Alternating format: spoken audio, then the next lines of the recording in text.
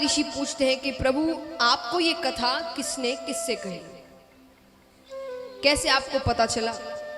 सूत जी ने कहा सबसे पहले तो भगवान ने ब्रह्मा जी से कही, ब्रह्मा जी ने नारद जी से कही, नारद जी ने वेदव्यास जी से कही। शौनकादि ऋषियों ने कहा नारद जी ने वेदव्यास जी से क्यों कही, ऐसा क्या हुआ कि नारद जी को यह कथा कहने के लिए पृथ्वी पर आना पड़ा। सूत जी कहते हैं कि एक बार वेदव्यास जी चिंतन कर रहे थे, वो सोचने लगते हैं कि कलयुग में जीव का कल्याण कैसे होगा। जब वो कई रोगों से पीड़ित होगा, तापों से ग्रसित होगा, कितने होंगे जो भगवान पर भरोसा भी नहीं करेंगे, ऐसे में उनका कल्याण कैसे होगा। और ये सोचते सोचते वे रोने लग जाते हैं। सच्चा संत किसी वेशभूषा का नाम नहीं है। संत यानी जो अपने दुख और सुख में सामान्य रहते हैं, उन्हें कोई फर्क नहीं पड़ता, लेकिन वो दुखी होते हैं तो जग कल्याण के लिए और सुखी होते हैं तो जग कल्याण के लिए।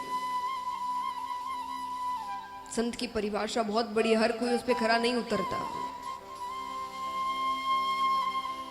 तो महाराज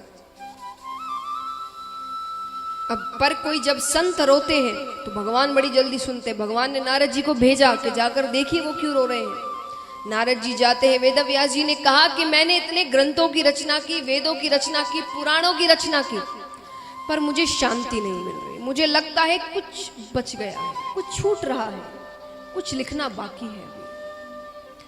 नारद जी ने कहा वो इसीलिए क्योंकि आपने जितना भी अभी लिखा है सब में ज्ञान को महत्व दिया। क्या करने से क्या होगा, क्या नहीं करने से क्या नहीं होगा, कैसे कर्म करोगे तो कैसा फल मिलेगा, कैसे पाप करोगे तो कैसा दंड मिलेगा। तो बोले फिर क्या लिखूं। बोले आप भक्ति रस भरिए,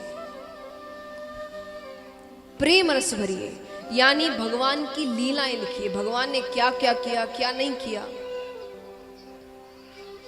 क्योंकि कलयुग में ज्ञान सुनने वाले ज्यादा नहीं होंगे, सब अपने आप में बड़े ज्ञानी होंगे। सच्ची बात है। आप जाइए किसी के पास, कथा या सत्संग के अलावा अगर कोई, और मैं तो सत्संग में भी ना, कथा के अलावा कोई आपसे थोड़ी भी ज्ञान की बातें कह दे, या आप उनसे 2 ज्ञान की बातें कहो, वो सामने से 4 और कहेगा, है कि नहीं। क्यों? क्योंकि ज्ञान सुनने वाले ज्यादा नहीं है। और अगर यहां कुछ सोच रहे हो कि ऐसा नहीं हम तो ज्ञान सुनते, तो मैं इसी कथा के माध्यम से आपको बताती हूं। 7 दिनों की कथा है। सबसे ज्यादा भक्तों की संख्या किस दिन आती है बताइए? कृष्ण जन्म, चौथे दिन, जिस दिन भगवान का जन्म होता है, उस दिन बहुत संख्या होती है भक्तों की। क्यों? उस दिन कौन सी ज्ञान की बातें होती है उस दिन ज्यादा ज्ञान की बातें। उस दिन उत्सव है, उत्साह है, आनंद है। और सबसे कम संख्या किस दिन होती है? 7 दिनों में सबसे कम संख्या किस दिन होती है? पहले दिन।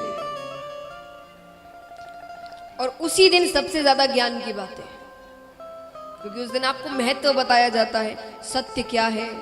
ये बातें आप रोजाना जीवन में इस्तेमाल नहीं कर सकते। हम सब जानते संसार को कोई छोड़ नहीं सकता, गृहस्थ को कोई छोड़ नहीं सकता, धन को नहीं छोड़ सकते, पर इन सब में रहकर इनकी सच्चाई जान सकते हैं।